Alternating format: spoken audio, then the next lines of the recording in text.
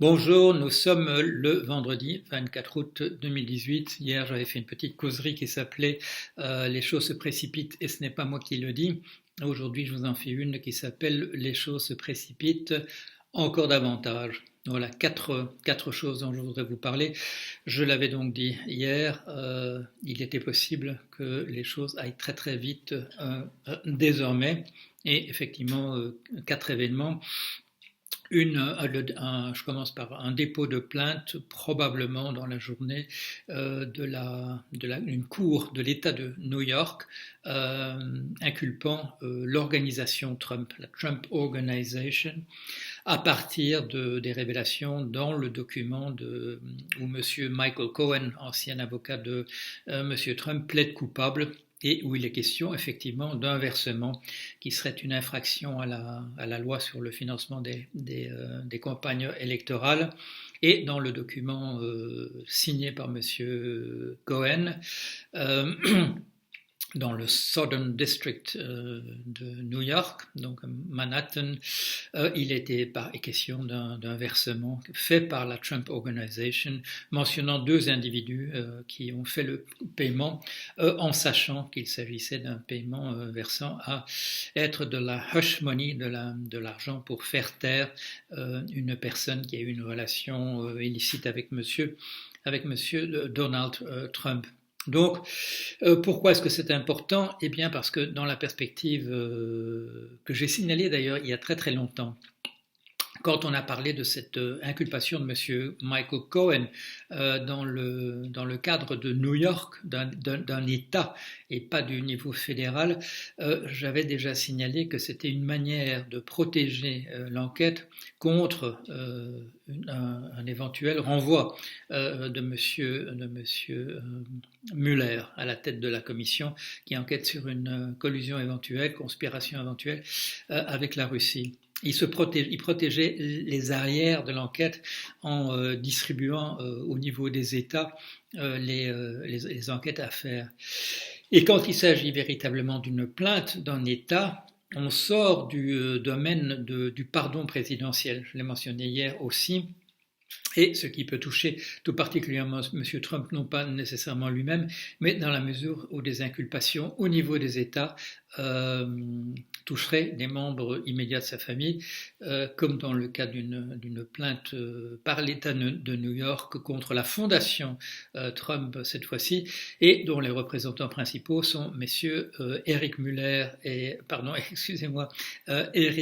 Trump et Donald Jr. Trump et Ivanka Trump. Des personnes donc qui sont de sa famille immédiate et qui, dans le cas d'inculpation, ne pourraient pas bénéficier du pardon présidentiel dont il parle très généreusement. Il en parlera encore à propos de Paul Manafort, un très brave homme, dit-il, malgré les inculpations qui ont eu lieu.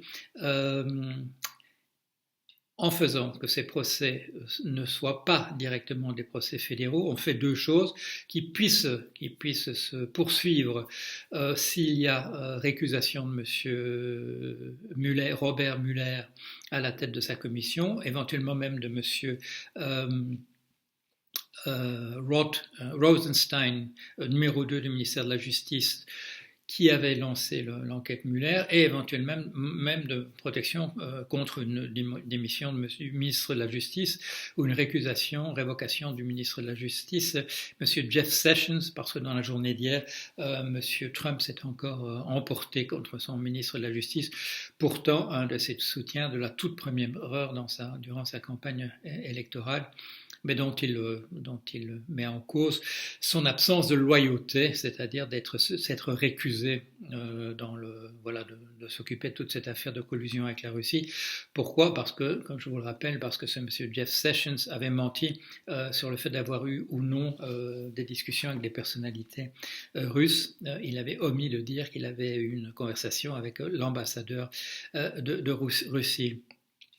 Donc, deux choses dans ces cours des États et pas fédéral. On sort du domaine du présidentiel et on est protégé contre des récusations, limogeages au niveau central, ministère de la Justice, commission Muller, etc. C'est-à-dire, c'est donc l'assurance que tout ça continuera de toute manière. C'est une protection contre les interférences, les ingérences de M. Trump, utilisant au maximum et dans un cadre tout à fait farfelu souvent ses prérogatives, comme quand il a considéré que puisqu'aucun texte ne mentionne qu'il n'est pas possible à un président en fonction de se pardonner lui-même, c'est donc que la chose est absolument possible. Il a raison de certaine manière, puisqu'il n'y a pas de jurisprudence, puisque ce serait jamais venu à l'esprit de personne avant lui. Il n'y a pas de jurisprudence, et donc ça pourrait, des questions voilà, de discussion à ce sujet-là, pourraient remonter jusqu'à la Cour suprême. Deuxième élément important de la journée hier, ça peut apparaître un élément mineur, mais ça ne l'est pas, vous allez voir pourquoi. C'est à propos là de M. Manafort. Je vous avais signalé que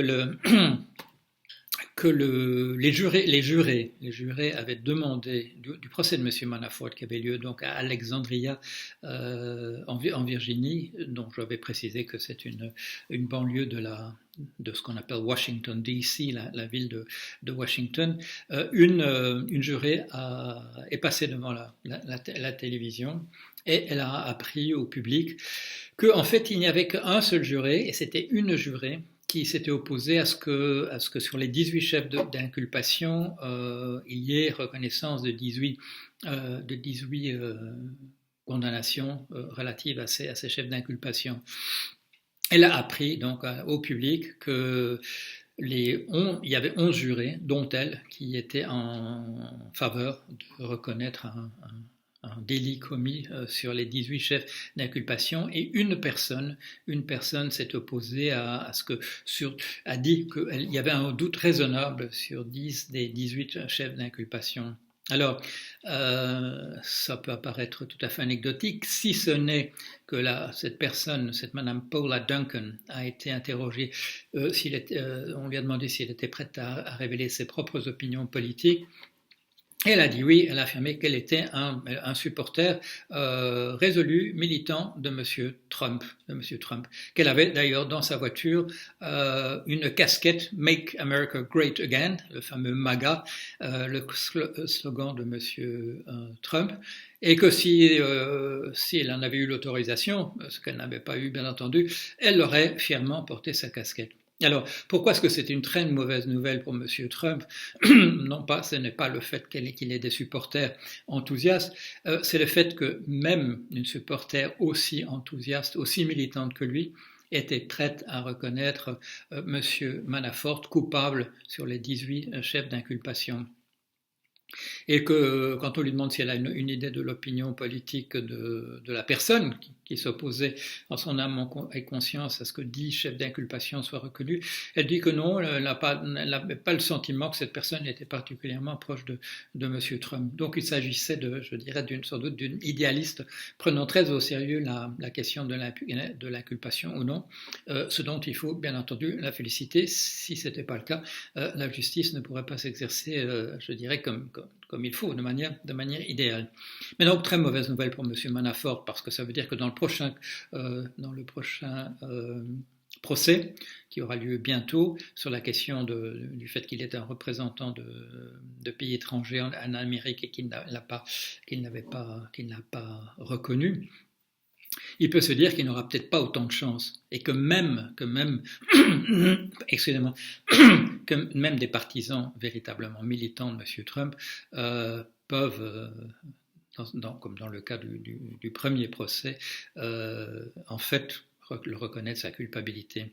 Mauvaise nouvelle parce que ça veut dire, pour M. Manafort, ça veut dire ça va peut-être l'encourager à collaborer avec la justice dans les cas suivants, se disant que justement il n'aura peut-être pas la chance qu'il a eue cette fois-ci. Et mauvaise nouvelle pour M. Trump, parce que si M. Manafort lui aussi collabore avec la justice, on va se retrouver dans un cas, je veux dire, il y a des tas de choses qui apparaîtraient à ce moment-là, en plus de celles qu'on connaît déjà. Et je le souligne, ce qu'on connaît en ce moment, c'est surtout des choses qui n'ont rien à voir avec la Russie. Si monsieur Manafort vend la mèche, lui, là, ce sont des choses qui seront certainement en rapport avec une collusion éventuelle avec la Russie ou avec d'autres pays. Je vous en dirai un mot sur d'autres pays éventuellement tout à l'heure, dans la quatrième partie. Alors, troisième élément, on a appris hier ou avant-hier, on a appris que dans le cas de la reconnaissance de sa culpabilité de M. Michael Cohen, deux éléments déterminants ont joué. C'est la collaboration de deux personnes qui ont accepté de collaborer là avec la justice et qui ont donné des informations extrêmement dommageables pour M. Michael Cohen. On trouve, quand on relit ce document de la Cour, on retrouve des parties qui sont manifestement, dont la documentation, dont le caractère explicite est manifestement lié aux deux personnes dont on a appris qu'elles collaborent désormais avec la justice. Le premier, c'est un certain monsieur Gene Friedman, de son vrai nom Evgeny Friedman, un repris de justice, quelqu'un qui en fait qui a un diplôme d'avocat, qui s'est fait connaître dans le domaine de la gestion de compagnies de taxis individuels à New York et dans sa banlieue, et qui a été très très souvent condamné pour de différents types de fraudes, pour ne pas payer les taximens comme c'était prévu par contrat, et ainsi de suite. Quelqu'un qui a peut-être des liens avec autre chose lié à sa nationalité, mais ça, il n'en est pas question et il vaut mieux pas en parler puisque c'est pas ça la chose. Mais pour tout ce qui est des inculpations, il y avait six chefs d'inculpation dans le cas de monsieur Michael Cohen. Les six premiers, ce sont des questions de fraude fiscale, de choses qui n'ont pas été payées, de déclarations mensongères à des banques. Manifestement, toute l'information vient de ce monsieur Evgeny Friedman, Gene Friedman, qui a obtenu une réduction des sommes qu'il devrait payer au tribunal.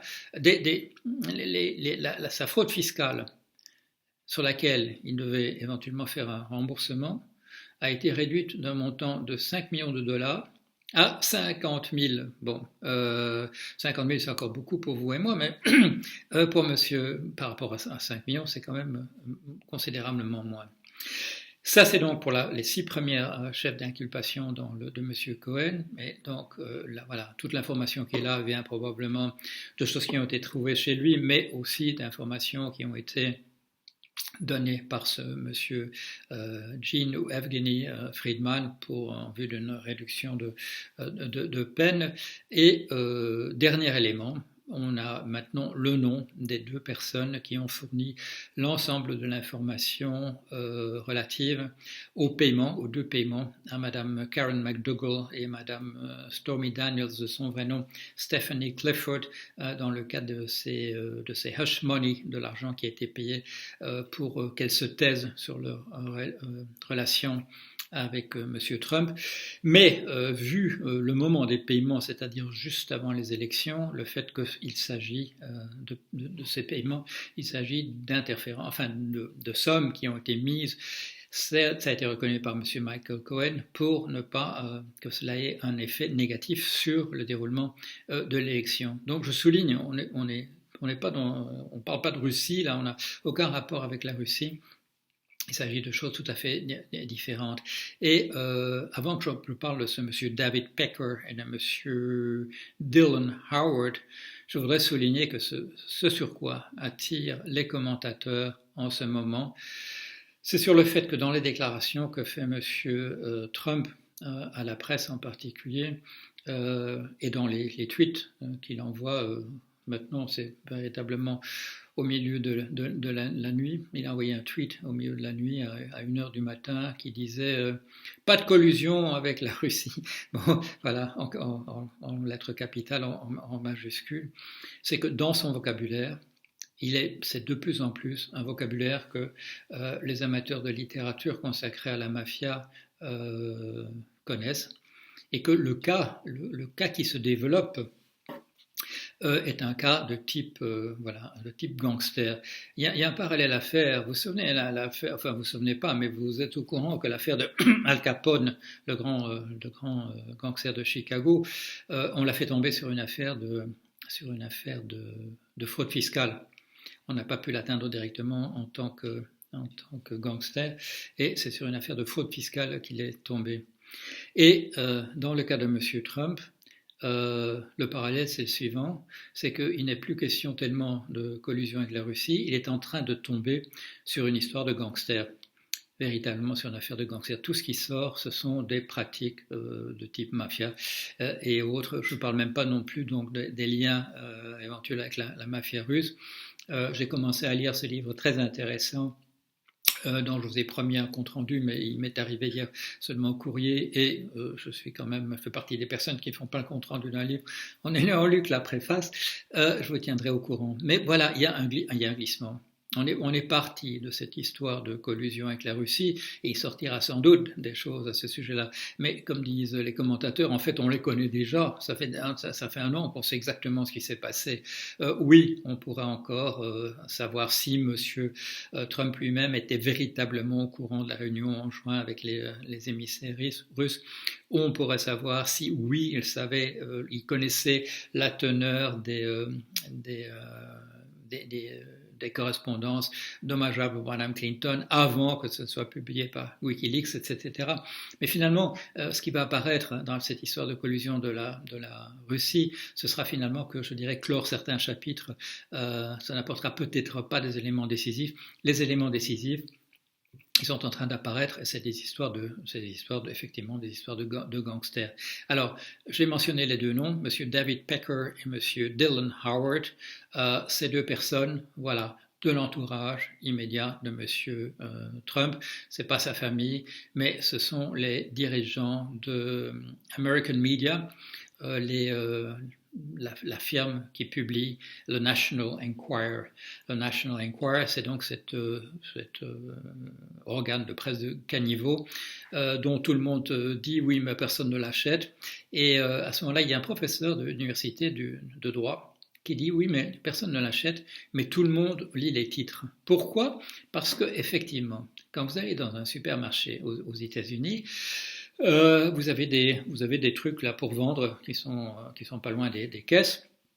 Ça existe comme ça en France aussi. Mais il y a aussi un espace avant l'endroit où vous pouvez déposer sur un tapis roulant vos marchandises. Il y a un espace avant. Et cet espace-là, il y a en général des copies du National Enquirer, dont je vous disais, je vous donne toujours le même exemple, c'est parce qu'il m'avait frappé particulièrement. J'avais épousé un extraterrestre, mais j'ignorais qu'il était homosexuel. C'est quelque chose, je vous assure, que j'ai vu véritablement, et je l'avais retenu. Mais sinon, bon, ça parle d'autres choses, et en particulier, ça a parlé longuement des maladies mortelles dont était atteinte Madame Hillary Clinton pendant la campagne électorale, du fait qu'elle buvait énormément, et ainsi de suite. Enfin bon, tous des ragots qui vont dans le sens de torpiller la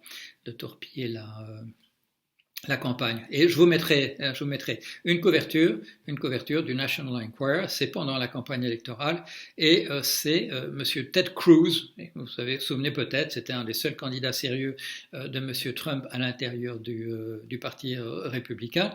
Et là, la une du National Enquirer montrant que le père de M. Cruz avait des liens avec Lee Harvey Oswald, l'assassin de Kennedy. En fait, on le voit effectivement en arrière-plan dans une photo où Lee Harvey Oswald passe devant un tribunal. Je n'ai pas lu l'article, je ne sais pas exactement pourquoi il se trouvait là. Il se faisait sans doute partie des hommes politiques ou des policiers qui avaient été conviés au fait qu'on transfère vers Oswald à une cour ou vers une prison, des choses de cet ordre-là. Mais enfin, voilà donc le niveau où ça se passe. Et donc ces messieurs Pecker et David Pecker et Dylan Howard ont obtenu l'immunité. Ils ne seront pas poursuivis en aucune manière pour ce que le journal a fait. Et ce que le journal a fait, bien entendu, et pour lequel il peut être véritablement en réelle difficulté, et il le sera sans doute, mais il n'y aura pas de peine associée, pour le fait qu'il est sorti de son rôle déterminé de la presse, c'est-à-dire qu'il est intervenu de manière directe dans les campagnes électorales, et pas simplement en donnant de l'argent à des personnes qui pouvaient faire des révélations et en ne publiant pas ensuite les articles, mais parce qu'ils avaient dans un coffre-fort toutes les affaires qu'ils ont extinguished, qu'ils ont empêché d'apparaître, qu'ils ont achetées, toutes les informations qu'ils ont achetées pour qu'elles n'apparaissent pas comme des informations négatives pour M. Trump. Et là aussi, il s'agit d'un rôle qui ne peut pas être joué par la presse. La presse peut dire ce qu'elle veut, premier amendement de la Constitution des États-Unis, bien davantage que dans d'autres pays, et en particulier quand vous ouvrez ce livre de M. Craig Unger, celui sur les liaisons entre les rapports entre la mafia russe et M. Trump, il est mis qu'en raison des lois américaines, on ne peut pas, des lois en Grande-Bretagne, on ne peut pas diffuser l'information de la même manière qu'on le fait aux États-Unis, parce qu'il y a des lois justement sur le slander, sur la médisance, sur la calomnie, qui empêchent qu'on le fasse. Alors voilà, une personne de plus, 2 personnes de plus qui vont pouvoir vider leur sac et qui devront en principe le faire pour obtenir l'immunité, ne pas être inquiétés par la justice. Voilà, je continue de vous tenir au courant de tout ce qui pourrait se passer encore par la suite et je suis sûr qu'il y aura encore des choses. À bientôt.